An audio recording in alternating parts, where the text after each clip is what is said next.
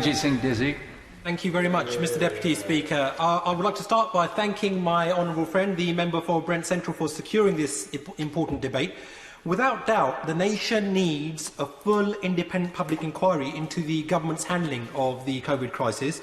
But one area in particular that demands scrutiny is this government's handling of the effects of COVID-19 on the Black, Asian and minority ethnic communities. Why ministers have ignored the evidence, dragged their feet and almost certainly contributed to a situation where people from BAME communities have been disproportionately ravaged by this terrible disease. Mr Deputy Speaker, for me, this is personal. I have lost loved ones to COVID. Jagir Kaur, my lovely grandmother, our family matriarch, from whom I learnt so much, but whose coffin I wasn't even able to carry on my shoulder. Satnam Singh Dhesi, my fun-loving Slough taxi driver uncle, taken away from us way too early, and then I had to endure the indignity of watching his funeral online via Zoom. Hemraj Jamal, my brother-in-law's father, who somehow contracted COVID in a Slough care home, and inexcusably, none of us were there to hold his hand when he breathed his last. May they all rest in peace, and may we be forgiven for not being there.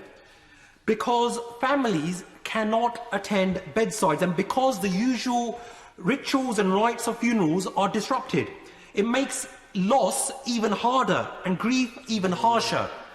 And there are tens of thousands of people suffering bereavement.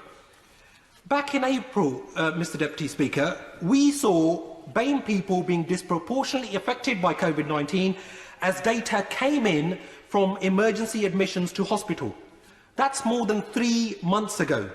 On 22nd of May, King's College London research showed that patients from BAME groups admitted to hospital with COVID-19 are on average a decade younger than white patients. In May, the ONS reported Black people were more than 4 times more likely to die from COVID-19 than their white counterparts.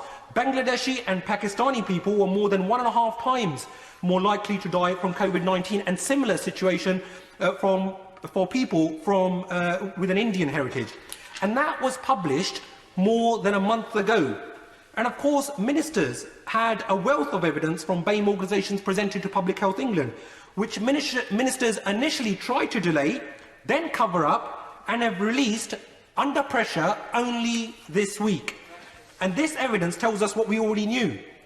Ethnic inequalities in health and well-being in the UK existed before COVID-19, and the pandemic has made these disparities more apparent and undoubtedly exacerbated them. Why is this? Well, one major reason is racism.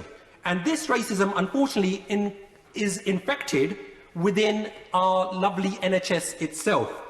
Figures released, Mr Deputy Speaker, last week by the NHS Confederation show the number of ethnic minority chairs and non-executive directors of NHS trusts in England has almost halved from 15% in 2010 to a mere 8% in 2018. And quoted in the Eastern Eye newspaper, Dr Ramesh Mehta, President of the British Association of Physicians of Indian Origin, said this was down to, and I quote, rampant discrimination and a club culture within the NHS professions. Mr Deputy Speaker, representation matters, and the dismally low number of executive directors of NHS trusts is inexcusable. If BAME doctors and nurses are good enough to die on the front line, surely they are good enough to lead. While I'm proud to be a part of the most diverse party and the most diverse parliament ever, the lack of leadership positions in most key industries is shocking, including the all-important finance sector, where the majority of FTSE companies still have all-white boards. So rather than just tweeting about Black Lives Matter, those companies need to take a long, hard look at themselves to judge whether they are indeed a part of the change that they proclaim to be.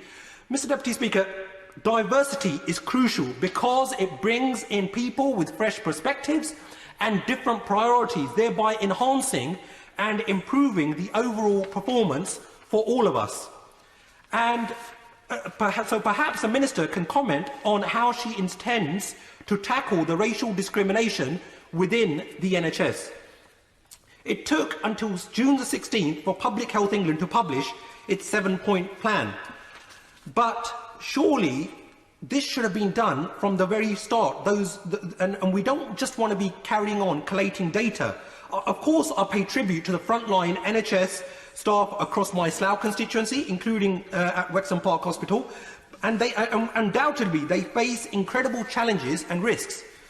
But the British Medical Association reports that 90% of doctors who have died were from BAME backgrounds, and 60% of the NHS staff who have died have been from BAME background. These are absolutely staggering statistics, and they should make us all realise that something is very, very wrong.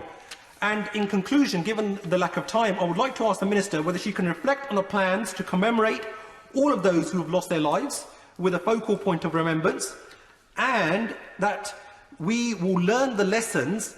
But more than anything, I hope that the Minister can allay my concerns, because I would like to tell her that Black Lives Matter and deeds, not words, is what is now that we demand. Thank you very much, Mr. Deputy.